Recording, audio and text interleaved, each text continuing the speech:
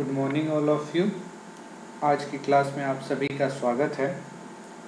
Last class में हमने transducer, electric transducer, sensor और एट्यूनेटर के बारे में हमने देखा था।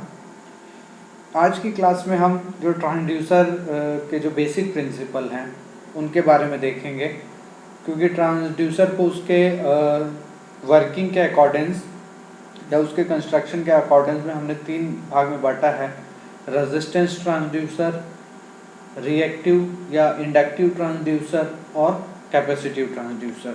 जो हमारे ट्रांसड्यूसर है मुख्यतः वो इन्हीं 3 प्रकार में होते हैं। इसके अलावा एक है पीजो इलेक्ट्रिक ट्रांसड्यूसर और नेक्स्ट है हॉल इफेक्ट ट्रांसड्यूसर। तो यहाँ पे मुख्यतः हम 3 के बारे में पहले देखेंगे। तो उसमें हमारा जो सबसे पहला टॉपिक है वो है प्रतिरोधक ट्रांसड्यूसर, जिसे हम कहते हैं रेजिस्टिव ट्रांसड्यूसर। रेजिस्टिव मतलब प्रतिरोध, जिसके बारे में आप सभी जानते हैं, जो प्रतिरोध करता है। तो यहाँ पे जो ट्रांसड्यूसर है उसकी जो बेसिक प्रॉपर्टी, उसके जो बेसिक नेचर या जो बेसिक कॉन्सेप्ट है वो कैसा है, रेजिस्टिव टाइप का है, प्रतिरोधक टाइप का है। तो हमारा जो पहला टॉपिक है वो है प्रतिरोधक ट्रांसड्यूसर। प्रतिरोधक ट्रांसड्यूसर को प्रतिरोधक सेंसर या चर प्रतिरोध ट्रांसड्यूसर के रूप में भी जाना जाता है। इन ट्रांसड्यूसर का उपयोग अक्सर दबाव, कंपन, तापमान, बल और विस्थापन जैसी विभिन्न भौतिक मात्राओं की गणना के लिए किया जाता है। ये ट्रांसड्यूसर प्राथमिक और माध्यमिक मतलब प्राइमरी और सेकेंडरी दोनों में काम करते हैं, लेकिन आमतौर पर ये माध्यमिक के रूप में ही उपयोग किए जाते हैं, क्योंकि प्राथमिक ट्रांसड्यूसर का आउटपुट प्रतिरोधक ट्रांसड्यूसर के इनपुट के रूप में काम करता है। इससे प्राप्त होने वाले आउटपुट को इनपुट की मात्रा के विरुद्ध समायोजित किया जाता है और यह सीधे इनपुट मूल्य प्रदान करता है। तो इस टॉपिक पे हम जो भी ट्रांसड्यूसर है उसके बारे में डिस्कस करेंगे। तो सबसे पहले यही देख रहे हैं कि प्रतिरोधक ट्रांसड्यूसर क्या है। तो प्रतिरोधक ट्रांसड्यूसर के रूप में परिभाषित किया जा सकता है एक ट्रांसड्यूसर के प्रतिरोध को पर्यावरण के प्रभावों के कारण बदला जा सकता है। मतलब यहाँ पे जो ट्रांसड्यूसर है उसमें जो भी उसके प्रतिरोध है, जो रेजिस्टेंस है, उस पर इन्वायरमेंटल इफेक्ट पड़ता है, पर्यावरण प्रभाव के कारण उसके मान में परिवर्तन हो सकता है। यहाँ प्रतिरोध परिवर्तन की गणना AC या DC जैसे उपकरणों की मदद से की जा सकती है। एक ट्रांसड्यूसर का मुख्य उद्देश्य भौतिक मात्राओं जैसे कंपन, विस्थापन, तापमान आदि को मापना है। वह भौतिक मात्रा माप काफ़ी आसान नहीं है। इस ट्रांसड्यूसर को हम वेरिएबल रेजिस्टेंस में इस्तेमाल करके फिजिकल अमाउंट को बदला जा सकता है। मीटर का उपयोग करके इसे आसानी से मापा भी जा सकता है। प्रतिरोध में अंतर की विधि का व्यापक रूप से औद्योगिक अनुप्रयोग के भीतर भी उपयोग किया जाता है। तो यहाँ पर आपको क्या दिख रहा है, एक प्रतिरोधक ट्रांसड्यूसर दिख रहा है जिसकी मदद से हम उसके प्रतिरोध के मान को बढ़ाकर या घटाकर हम चीज़ों को मीटर के द्वारा या मापन यंत्र के द्वारा माप सकते हैं। तो यह ट्रांसड्यूसर प्राइमरी और सेकेंडरी दोनों पर काम करता है। प्राइमरी ट्रांसड्यूसर भौतिक मात्रा को एक यांत्रिक संकेत में परिवर्तित करता है, जबकि सेकेंडरी ट्रांसड्यूसर सीधे इलेक्ट्रिक सिग्नल में परिवर्तित होता है। मतलब यहाँ पे जो प्राइमरी ट्रांसड्यूसर और सेकेंडरी ट्रांसड्यूसर दोनों में हम प्रतिरोध ट्रांसड्यूसर का उपयोग करते हैं, और जो हमारा प्राथमिक ट्रांसड्यूसर होता है वो क्या होता है, आपकी फिजिकल क्वांटिटी को एक सिग्नल में, एक मैकेनिकल सिग्नल में परिवर्तित करता है, जबकि जो सेकेंडरी ट्रांसड्यूसर है वो उसको क्या करता है, सीधे इलेक्ट्रिक सिग्नल में कन्वर्ट कर देता है। तो प्रतिरोधक ट्रांसड्यूसर के प्रमुख प्रकारों में जो है वो है पोटेंशियोमीटर, प्रतिरोधक स्थिति ट्रांसड्यूसर, प्रतिरोधक दबाव ट्रांसड्यूसर, थर्मिस्टर, स्ट्रेन गेज और LDR शामिल हैं। ठीक है। तो मुख्य रूप से जो प्रतिरोधक ट्रांसड्यूसर के प्रिंसिपल को या कॉन्सेप्ट को फॉलो करते हैं या जो उस बेसिक प्रिंसिपल के आधार पर ट्रांसड्यूसर बनाए गए हैं वो है पोटेंशियोमीटर, प्रतिरोधक स्थिति ट्रांसड्यूसर, प्रतिरोधक दबाव ट्रांसड्यूसर, थर्मिस्टर, स्ट्रेन गेज और एलडीआर शामिल है। ठीक है। अब प्रतिरोधक ट्रांसड्यूसर का कार्य करना, किस प्रकार से वो कार्य करता है, कोई भी रेजिस्टेंस ट्रांसड्यूसर किस प्रकार से कार्य करता है, इसके बारे में हम देखेंगे। तो दबाव, तापमान, बल, विस्थापन, कंपन आदि की गणना करने के लिए यह सबसे अधिक इस्तेमाल किए जाने वाला ट्रांसड्यूसर है। मतलब जो प्रतिरोधक ट्रांसड्यूसर है या जो रेजिस्टेंस ट्रांसड्यूसर है वो दबाव, pressure, temperature, force, displacement, vibration, इन सारी चीज़ों की मेज़रमेंट करने के लिए सबसे अधिक इस्तेमाल किए जाने वाला ट्रांसड्यूसर है। एक प्रतिरोधक ट्रांसड्यूसर के काम को समझने के लिए कंडक्टर रॉड को इस ट्रांसड्यूसर के उदाहरण के रूप में माना जाता है। ये ट्रांसड्यूसर एक कंडक्टर की लंबाई के सिद्धांत पर काम करते हैं जो कंडक्टर के प्रतिरोध के सीधे अनुपातिक होता है। जैसे आपको रेजिस्टेंस का फॉर्मूला याद होगा, R is to rho L by A, जहाँ पे रेजिस्टेंस जो होता है वो प्रतिरोधकता के समानुपाती होता है, रो के प्रोपोर्शनली होता है ना, कंडक्टर के लेंथ के प्रोपोर्शनल होता है। मतलब जितनी ज़्यादा लंबाई होगी उसमें प्रतिरोध की मात्रा उतनी ज़्यादा होगी, और एरिया के क्या होता है, अपोज होता है, मतलब रेसिप्रोकल फॉर्म में होता है, व्युत्पन्न नेचर का होता है। तो यहाँ पे ये ट्रांसड्यूसर एक कंडक्टर की लंबाई के सिद्धांत पर काम करते हैं जो कंडक्टर के प्रतिरोध के सीधे अनुपातिक हैं, और यह कंडक्टर के क्षेत्र के विपरीत अनुपातिक हैं। मतलब जितने ज़्यादा लंबाई होगी, रेजिस्टेंस की वैल्यू उतनी ज़्यादा उसके प्रोपोर्शनल होगी, और जितना ज़्यादा उसका एरिया होगा वो उसके क्या होगा, रेसिप्रोकल फॉर्म में होगा। तो कंडक्टर की स्पष्ट लंबाई L है, क्षेत्र A है, और प्रतिरोध R है, और प्रतिरोधकता L है। तो यह प्रत्येक सामग्री के लिए स्थिर है जो कंडक्टर निर्माण में उपयोग किया जाता है। तो जो फॉर्मूला था रेजिस्टेंस का, R is to rho L by A, उसी के अकॉर्डिंग आप यहाँ पे देखेंगे कि R इज टू क्या है, कंडक्टर का प्रतिरोध है। यहाँ पे आपको फॉर्मूला ये दिख रहा होगा, और आपने पहले भी पढ़ा होगा इसके बारे में बेसिक इलेक्ट्रिकल के फॉर्म में।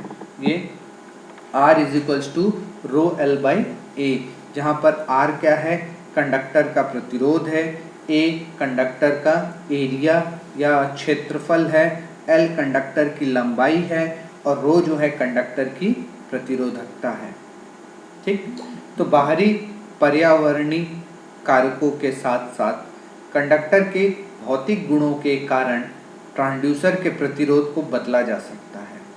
प्रतिरोध में परिवर्तन को AC उपकरणों या DC उपकरणों का उपयोग करके मापा जा सकता है। यह ट्रांसड्यूसर प्राइमरी के साथ साथ सेकेंडरी ट्रांसड्यूसर की तरह काम करता है। एक प्राथमिक ट्रांसड्यूसर का उपयोग भौतिक मात्रा को मैकेनिकल सिग्नल में बदलने के लिए किया जाता है, जबकि एक माध्यमिक ट्रांसड्यूसर का उपयोग मैकेनिकल सिग्नल को इलेक्ट्रिक सिग्नल में बदलने के लिए किया जाता है। ठीक। मतलब यहाँ पे जो हमारा ट्रांसड्यूसर वो क्या है, प्राइमरी के साथ साथ सेकेंडरी ट्रांसड्यूसर की तरह भी काम करता है, जहाँ पर जो प्राइमरी ट्रांसड्यूसर का उपयोग है वो क्या करता है, भौतिक मात्रा को, है ना, जो आपके फिजिकल क्वांटिटी उसको मैकेनिकल सिग्नल में बदलने के लिए करता है, जबकि सेकेंडरी ट्रांसड्यूसर का उपयोग क्या होता है, मैकेनिकल सिग्नल को इलेक्ट्रिकल सिग्नल में बदलने के लिए किया जाता है। क्लियर है कैसे काम करता है। अब प्रतिरोधक ट्रांसड्यूसर सर्किट, यहाँ पर एक प्रतिरोधक ट्रांसड्यूसर या रेजिस्टिव ट्रांसड्यूसर सर्किट है। इस सर्किट के द्वारा हम और अच्छे से समझने की कोशिश करेंगे कि किस प्रकार से रेजिस्टेंस ट्रांसड्यूसर वर्क करता है। ठीक। तो यहाँ पे जो प्रतिरोधक ट्रांसड्यूसर सर्किट आपको दिख रहा है, ठीक है, ये जो डायग्राम बना हुआ है ये आपको दिख रहा होगा। ठीक।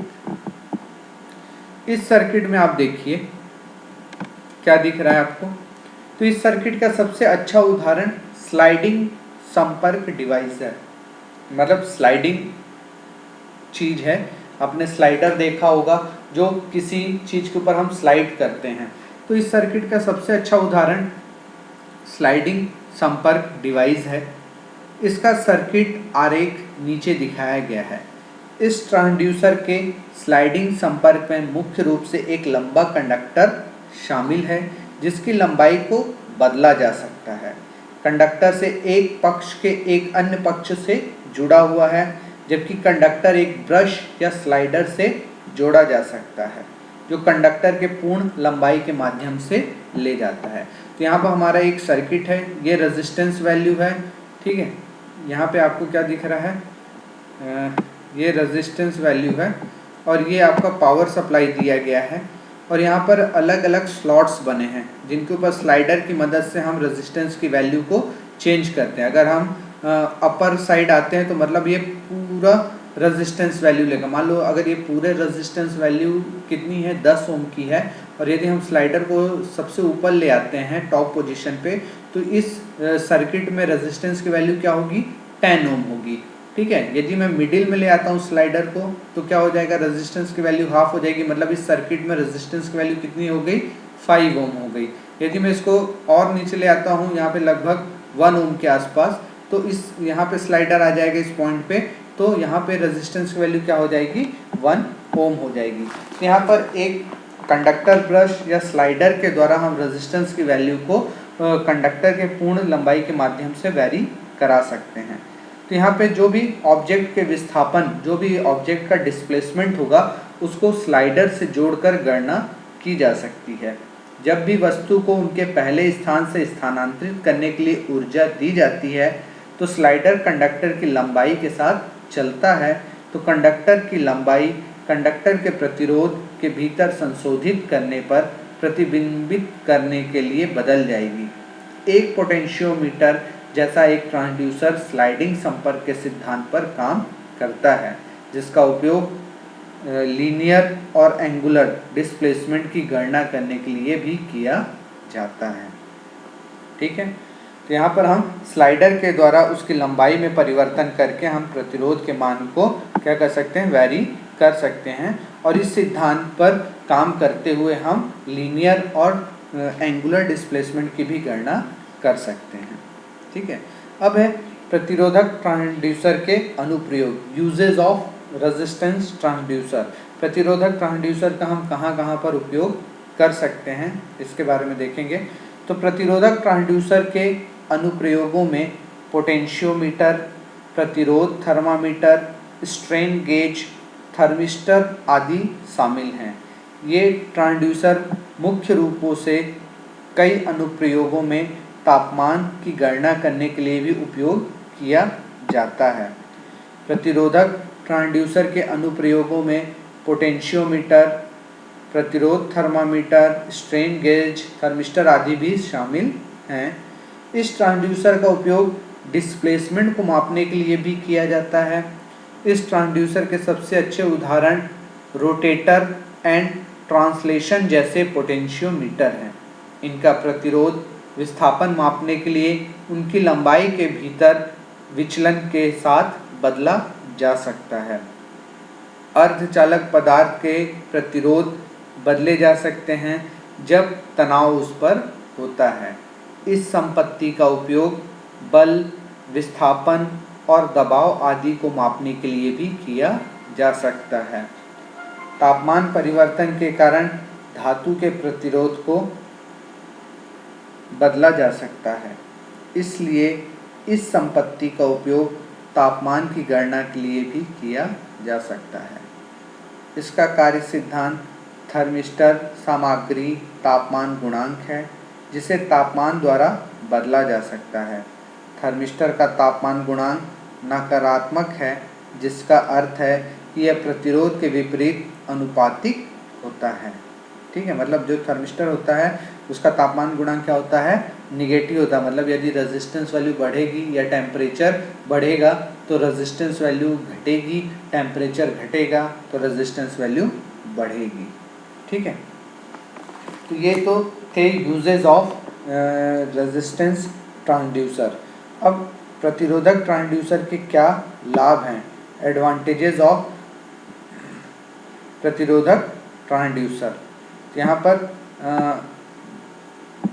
जो एडवांटेजेस हैं उसके बारे में देखेंगे कि प्रतिरोधक ट्रांसड्यूसर के फ़ायदों में निम्नलिखित चीज़ शामिल है।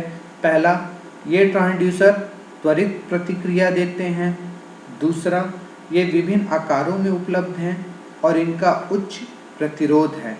तीसरा, AC और DC दोनों के लिए अन्यथा वोल्टेज वर्तमान चर प्रतिरोध की गणना के लिए उपयुक्त हैं। ये लागत में कम होते हैं।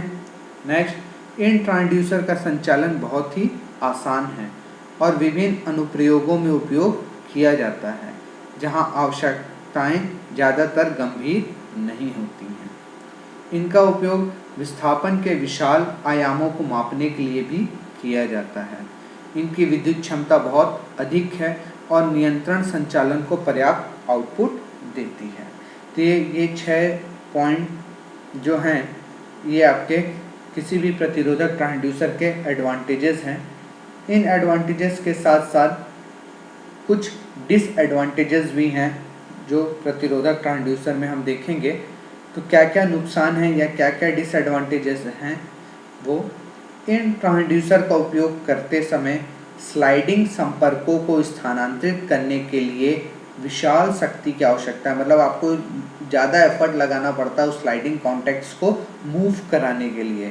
तो स्लाइडिंग संपर्क समाप्त हो जाते हैं जिसके कारण उनमें घर्षण होता है, ठीक है, और यह असमान हो सकते हैं और शोर नॉइस क्रिएट कर सकते हैं। दूसरा, इसी प्रकार यह सभी प्रतिरोधक ट्रांसड्यूसर के बारे में है जो विभिन्न अनुप्रयोगों में दबाव, यांत्रिक तनाव, विस्थापन, भार, बल, तापमान, साथ ही साथ विद्युत और PS में द्रव वेग के भीतर उपयोग किया जाता है।